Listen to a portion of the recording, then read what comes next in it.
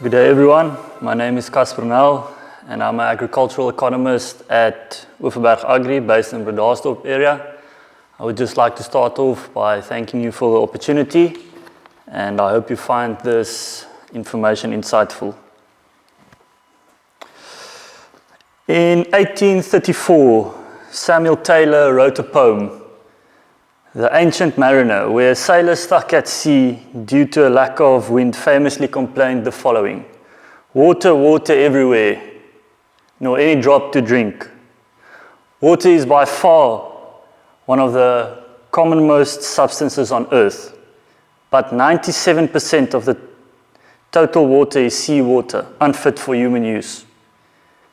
Of the 3% that is fresh water, 2/3 is locked up in glaciers or ice and snow around the poles. Only 1% of the world's water is available for human consumption. So the question that follows is, how do we manage this unpredictable resource for our own benefit? Today I will talk about the financial implications of conservation agriculture. I will start with a quick introduction, then I will continue to give you a quick overview of the principles of conservation agriculture. I will then give you some background to the Tegenhoek study that I used for this talk and that I will subsequently reference and discuss the results and data obtained before I move on to the conclusion. The study is based on an MSc thesis that I completed in 2019 with the title, The Financial Implications of Different Crop Rotation Systems in the Gouwe-Rins area. It was completed at Stellenbosch University with correspondence with the Department of Agriculture, Western Cape. The crop rotation systems consisted of cash crops and livestock grazing on pastures. The study placed significant emphasis on the interaction between crops and pastures. I would like to start off with just a quick background on the principles of conservation agriculture. This is known to most of you, but just a quick recap. The most important thing is that these three principles should be interlinked. Principle 1 of being minimal soil disturbance, Principle 2, maximum soil cover, and Principle 3, crop rotation. Ideally, all of the above mentioned principles of conservation agriculture should be applied simultaneously in order to acquire the maximum benefit. It is also important to note that because of the variety of biological factors, there is no single best crop rotation system. Through examining all the factors, producers must develop or adopt a crop rotation system that fits the particular farming system best. The focus of the research project was on crop rotation systems, but all three of the fundamental principles applied in the trials were tested on the crop.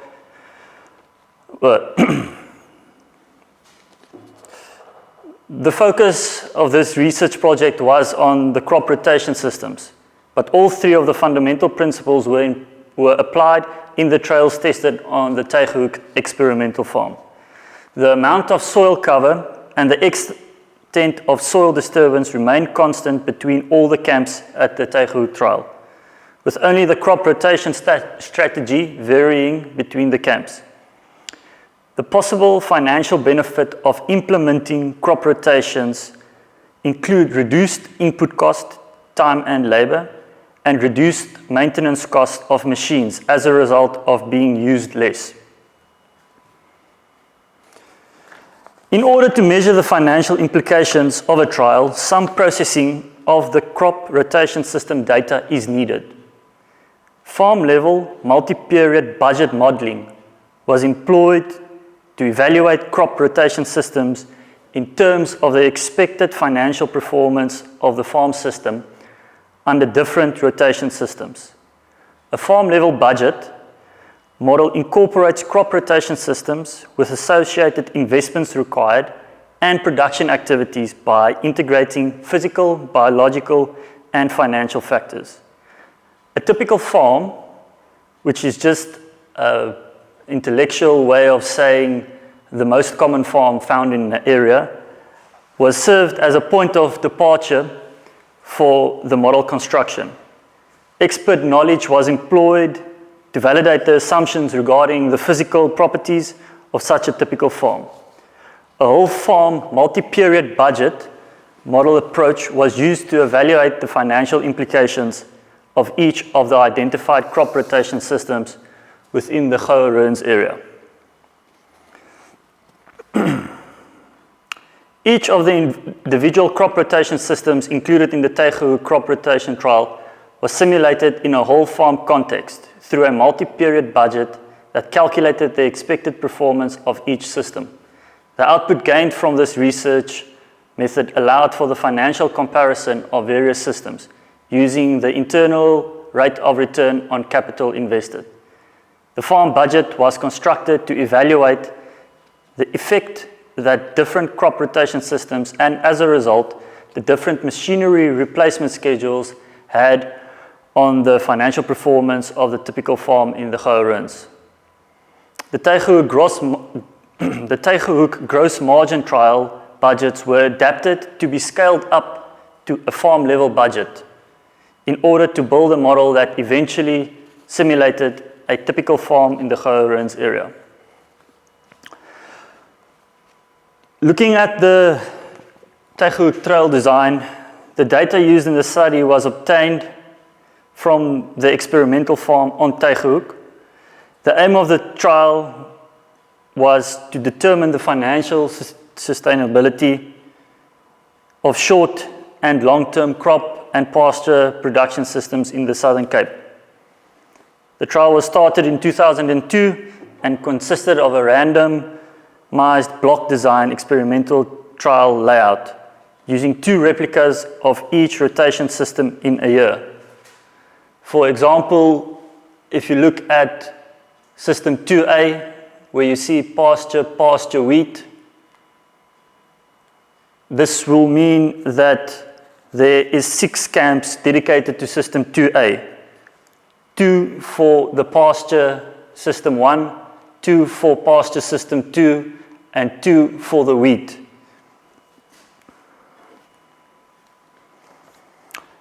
The raw data was captured on the farm and then transferred to Microsoft Excel. This Excel-based database consisted of a spreadsheet gross margin program. There is a separate data set for each year from 2002 to 2017. These spreadsheet-based gross margins data sets formed the basis of a typical whole farm multi-period budget model. For each year, all the allocatable variable cost per hectare, direct and indirect, and gross income per hectare for each crop, as well as sheep component for each rotation system, are recorded in detail in the dataset. All the calculations made for the gross production value and gross margin were based on identical processes. Real interest rates were used for all cash flows and profitability calculations to capture the effect of inflation. 3 separate budgets were compiled for each system, the good, average, and poor. This is to simulate the seasonal fluctuations that is observed in dryland conditions. There are 4 different categories to the crop rotation systems, category 2, 3, and 4, and each different system is categorized on the basis of the ratio of legumes, annual legume pastures to cash crops. System 2, for example, consisted of 67% annual legume pastures to 33% cash crops, with 3 different rotation systems being included in this category. System 3 consisted of a pasture to crop ratio of 50% annual legume pastures to 50% cash crops, while alternating years of crops and pastures. 4 different rotation systems were included in Category 3. Category 4 consists of a pasture to crop ratio of 50% annual legume pastures and 50% cash crops, with the same as Category 3, but differing in that the 2 consecutive years of pastures were followed by 2 consecutive years of crops. System 5 is the only system that only consisted of cash crops, and it had 2 different continuous cash crop rotation systems included in this category. The 4 main categories of the system are described, and the systems included in more details are described in more details in the slide. For example, System 2, 2A, 2B, and 2C, System 3 with its 4 subcategories, System 3A, 3B, and 3C. As can be seen from System 3, it has alternating pasture, cash crop, in all of the systems. System 3A has alternating pasture wheat, 3B, pasture wheat, pasture oats, 3C, pasture wheat, pasture barley, where the difference compared to System 4 can be seen as where the system is pasture, wheat, pasture, oats, wheat, pasture, wheat, barley, and System 5 only being cash crops. Moving on to the total cost per hectare for each of the systems modeled from 2002 to 2017.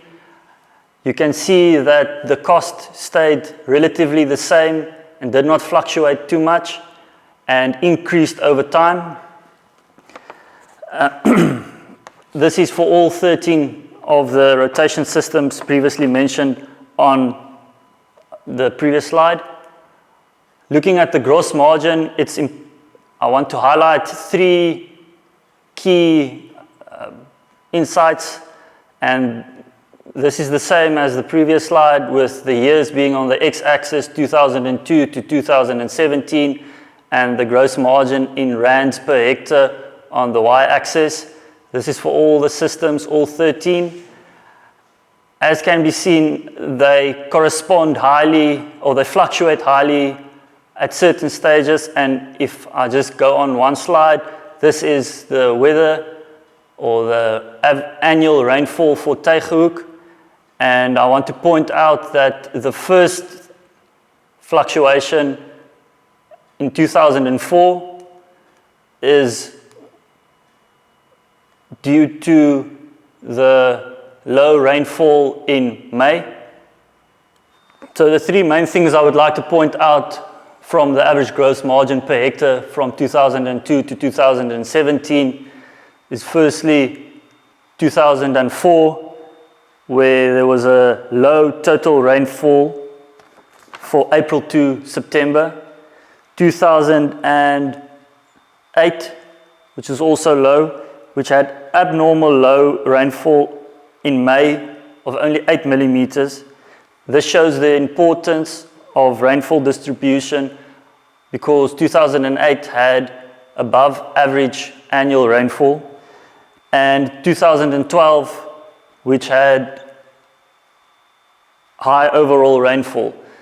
Looking at the graph, it can be clearly seen that all the systems respond highly to weather fluctuations, but there's a trend observed that there is a total increase of gross margins over time, and this can be attributed to the crop rotation effect playing a role.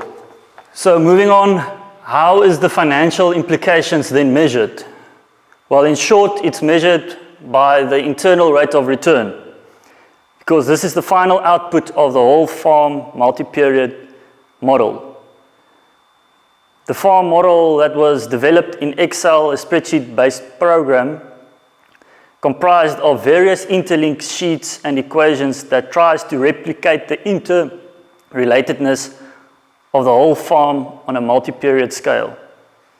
The IRR was calculated by discounting the capital flows. These flows comprised of a big initial outflow at the beginning of the first year in respect to the capital investment needed. Then there were inflows from income generated by the crops and livestock sold in year 1 to year 20. These were then followed by a big outflow reflecting the capital sold at the end of the 20-year multi-period term. So the farm profitability for each of the rotation systems, a whole farm multi-period budget model was developed to calculate the expected IRR, and the budget model's calculations for each of the rotation systems, a whole farm multi-period budget model was developed to calculate the expected profitability in terms of IRR. The budget model's calculations were done to respect of a 20-year period. In order to fully comprehend the effects of the rotation effect has, and also the effect of the capital replacement schedule, it is vital that the budget model be of a multi-period type. This is to allow the effect of the crop rotation to reflect the risk in terms of rainfall dispersion and for the mechanical replacement cycles to be incorporated. The internal rate of return on capital investment is thus a measure of the growth generated by the capital flows, the cash flows, as a percentage of the return on the initial capital investment. After all of the systems were put into whole farm multi-year, multi-period models, this is the expected IRR which was returned for each of the individual systems. Systems 2C, 3C, and 4C showed the highest expected IRR in their respective categories and were the systems that included a barley sequence. This was because barley had the highest gross margin per hectare on average. System 3D, 4D, and 5D had the lowest returns in each of their respective categories and were the only systems with canola as part of the rotation. The reason for this is that canola has a relatively low gross margin on average, but its advantage lies in the crop rotation effect. Systems category 5 showed the lowest total expected IRR. This system included both canola and lupins. No livestock component was included. This illustrates the importance of pasture and livestock in the farming system. Canola and lupins has a positive effect on the soil nutrient contents, which is beneficial for crops following canola and lupins in the cash crop cycle. This increases the yield of the crop in the following year. The increased yield and thus the increased income from the following crop, usually wheat or barley, is then only attributed to that next specific crop in the rotation system. Thus, some of the increased income gained from cultivating canola or lupins should theoretically be subtracted from the crop, usually wheat or barley, following them in the rotation system, and added back to the canola or lupins from the previous year. Unfortunately, it is challenging to reallocate income generated from crops grown in different years. This is why it's important not to view the system in terms of its individual parts, but rather take a holistic view of the system. It's also important to have a holistic view of how the system fits into the farm, given a certain capital replacement schedule. The range of IRRs for the different crop rotation systems on a whole farm multi-period level was relatively narrow. And there was no system that significantly outperformed any other one. From this, we can conclude that crop rotation systems in the Southern Cape were well established. as farmers have been implementing and performing this practice for quite a while. However, as observed from Figure 4, there are some systems that perform relatively better or worse than others. To conclude, although conservation agriculture has proven benefits, it should not be considered as a one-size-fits-all solution. As previously mentioned, it is important to note that because of the variety of biological factors, there is no single best crop rotation system. Through examining all the factors, producers must develop or adapt a crop rotation system that would fit their particular farming system. It is important to assess the benefits of conservation agriculture on a whole farm, multi-period scale in order to fully comprehend the effects that the crop rotation effect has, and also the effect of the capital replacement schedule. It is important to assess the benefits of conservation agriculture on a whole farm, multi-period scale in order to fully comprehend the effects that the crop rotation effect has, and also the effects of capital replacement schedules. It is vital to look at conservation agriculture through a multi-period lens. This is to allow for the effect of the crop rotation to reflect the risks in terms of rainfall dispersion, and for the machinery replacement schedule to be incorporated. Some farm systems may see initial increased costs due to pesticide use in the short term, but when looking at the system in the long run, most crop rotation systems have proven financial benefits. As previously mentioned, the range of IRRs for different crop rotation systems at the whole farm level was narrow, but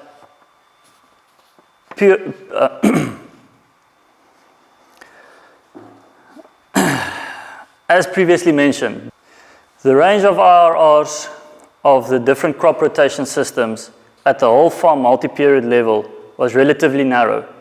No system was observed that significantly outperformed any of the other respective systems. It did, however, indicate the importance of combinations of crops and wheat, as well as barley in the same system.